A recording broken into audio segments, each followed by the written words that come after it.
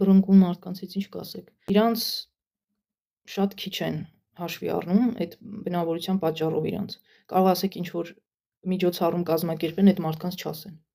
որովհետև ինչ որ խնդիր է առաջանում իրանց այդ բնավորության պատճառով։ Իրանք այդ դրանից, որ իրանց չեն հրավիրել, ավելի են կատաղում ու ավելի այդ բնավորության գիծը սրվում։ Սոցիումը մեղավոր է ավելի շատ, քան այդ մարդը, որովհետև եթե մարդուն դու սոցիալիզացնում ես,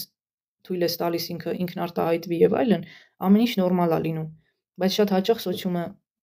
հենց ինքն է նպաստում նրան, որ մարդը ունենա խնդիր։ Ու հենց 99% դեպքերում տենց է։ Մեծ սերնդի մոտ ընդհանրապես հակառակ սեռի հետ հենց առանձին ընկերություն անելու կուլտուրա չկա մեր երկրում համենայն դեպս։ Այդ կուլտուրան հիմա ջահելների մոտ է զարգանում։ Ձեր տեսանկյունից ճիշտ է թե սխալ մարդու երեսին ուղիղ ասել մի փոքր կոպիտ։ Ես մինչև 25 տարեկանը ապրել եմ նենց, որ մարդկանց դեմքին եմ ասել ինչ եմ մտածում, իմ վերաբերմունքով եմ ցույց տվել ես ինչ կարծիքի եմ իրանց հանդեպ ու առաջացան խնդիրներ։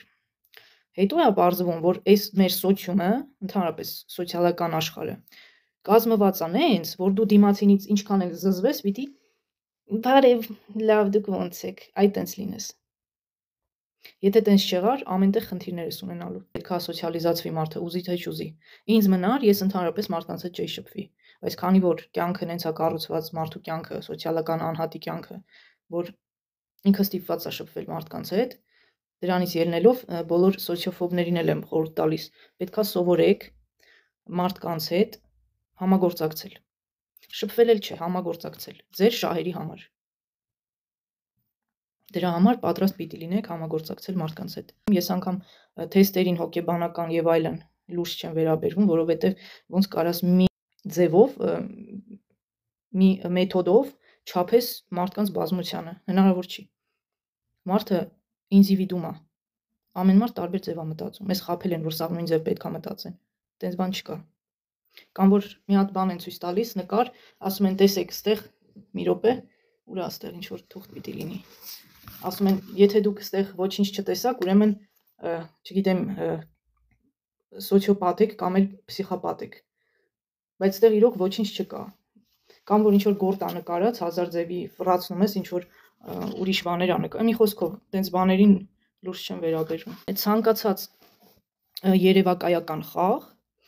ինքը վտանգավոր է։ Կա պասիվ հիպնոզ, որ այդ ընթացքում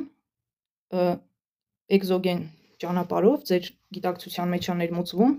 ինչ որ երևույթներ, որոնք ձեզ պետք չեն։ Ինձ թվում է գենետիկան մեծ դեր ունի այդ հարցում։ Դե շատ բան են գցում գենետիկայի վրա, այն ինչը որ չեն հասկանում գիտնականները, ասում են գենետիկայից է եկել բան։ Դե հնարավոր է ինչ որ բաներ կապված լինի գենետիկայի հետ, կախված լինի նաև։ Մարդը ինչի մեջ որ ապրում է, դա էլ արտացոլում է։ Ամեն տարի փոխվում է, չէ՞, ամեն տարի նորանոր ուսումնասիրություններ են անում, կարող է մի 10 տարի հետո ասեն լրիվ ուրիշ բանից է խոսքի, ասեն սոխից է։ Ինչ ասես հնարավոր է, այդքան էլ ճշգրիտ գիտություն չի։ Անընդհատ բաներ է փոփոխվում։ Ընդհանրապես այս աշխարհը, այս կյանքը նենց է սարքած, որ մենք չհասկանանք մինչև վերջ թե ինչը ինչ է նշանակում։ Ու երևի հենց բարին էլ դա է, եթե ամեն ինչ հասկանայինք, չենք կարա մեր օրվա ռացիոնը, օրվա առօրյական ինչ որ հարցեր լուծել։